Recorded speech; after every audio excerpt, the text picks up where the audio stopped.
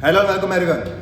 In this good side series of physics, this is lecture number 7. In this lecture number 7, we'll be dealing with the chapter number 14, which is the shortest chapter of entire physics of standard 12. So let us go it very fast. Number 1, when a forward bias is applied to a PN junction, जब forward bias apply करेंगे PN junction को तो वो potential barrier को कम कर देगा.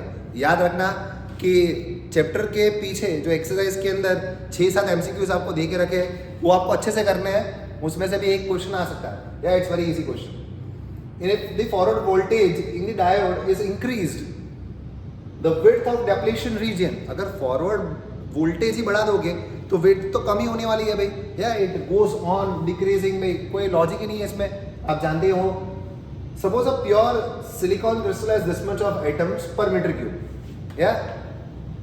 It is doped by 1 part per million concentration of pentavalent arsenic.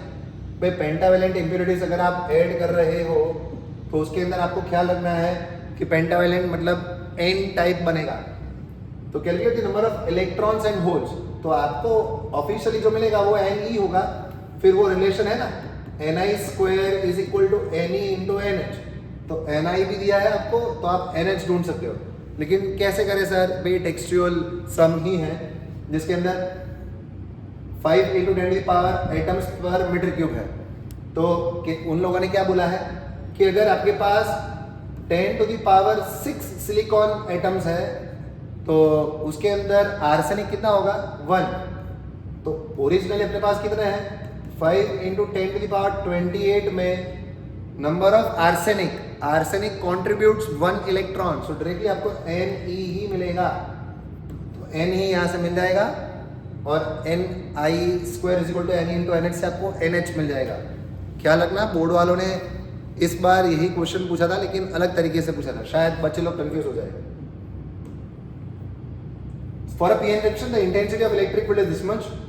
Depletion region की width भी दी है आपको. The value of potential barrier भाई V is equal to ED. ये रही इलेक्ट्रिक फील्ड, ये रही D. So will get capital V. Okay, for a PN junction भाई ये नहीं करना है, ये वाला क्वेश्चन नहीं करना है भाई. हालांकि आंसर 0.5 आता है. 0.5 है, हाँ 0.5 ऑप्शन में. For the circuit shown in figure the equivalent resistance between point A and B for the two cases VA greater than VB and VB greater than VA respectively is blank. Good question भाई. अगर VA VB से बड़ा है that means this is positive and this is negative. अगर ये positive है तो ये वाला डायोड कैसा हो जाएगा? Forward bias. Again this diode is also forward bias. तो दोनों फॉरवर्ड बायस में हो जाएंगे ये वाले केस के अंदर. और फॉरवर्ड बायस में आपको बोला गया है कि आइडियल डायोड्स है भाई, मतलब आइडियल डायोड ही कंसिडर करना है. अगर ना बोले तो भी तो diode D1 and D2 in forward bias condition in ideal case have the resistance 0. अब देखो मैं क्या बोलता हूँ, ये 0 है मतलब कुछ है नहीं. तो 50 और 50 दोनों पैरेलल में है तो पैरेलल में आंसर क्या आएगा? It's R/2 that is 50 divide by 2 R1 R2 upon R1 plus R2. तो 25 आंसर आएगा. फर्स्ट केस के अंदर A के अंदर 25 आएगा. तो अगर A या D. अब दूसरा केस क्या बोल रहा है? VB greater than VA. अगर ये बड़ा हो गया है मतलब ये पॉजिटिव और ये नेगेटिव. अगर ये पॉजिटिव है तो दोनों रिवर्स बायस के केस के अंदर दोनों का रेजिस्टेंस इनफाइनाइट होता है. In that case this will be infinite, this will be infinite, you will get the answer infinite. So A is the correct answer. It's a good question. Which type of semiconductor device does not need any for मतलब बायस connection. भाई ये भी पुराने syllabus का है, आप ये भी मत करना. सोलर सेल को बायसिंग की जरूरत नहीं पड़ती. In a Zener diode, the reverse bias voltage is this much, the width is this much, the electric field. अब कोई पूछेगा सर Zener diode नहीं करना है. हाँ ठीक है, Zener diode के बजाय अगर कोई अलग वैल्यू दे दे तो आप V is equal to ED से तो कर ही लोगे आप. तो V is equal to ED formula use करेंगे. Which impurity is used to convert pure semiconductor into P-type semiconductor? Trivalent impurity. अब इनमें से trivalent impurities कौन सी आप देख लीजिए. The energy required for electron to jump from the forbidden gap for the germanium. भाई ये तो इसी साल के हैं मतलब. हाँ तो जर्मेनियम के अंदर रूम टेम्परेचर के अंदर कितना होना चाहिए वो भी आपको आना चाहिए. जर्मेनियम एंड सिलिकॉन या आपको सिखाया जाता है जर्मेनियम का इलेक्ट्रॉन रिमूव करना इजी है.